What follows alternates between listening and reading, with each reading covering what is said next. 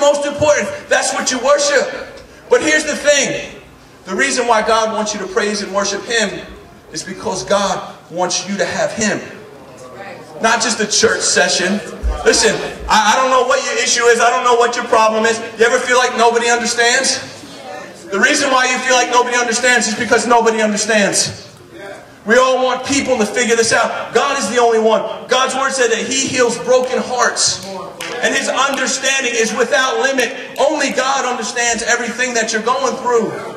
We can go to friends and we can go to pastors and all that. But listen, at the end of the day, it's just you and God.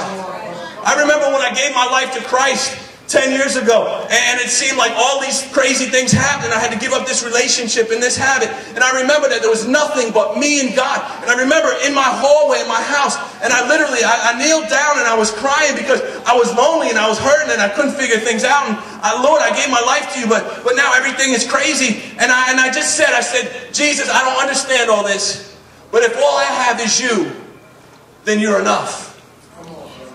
And the presence of God swept over my life. And my life has been changed. You see? And I wasn't in ministry. I was just some guy that walked into a church on a Wednesday night and listened to music.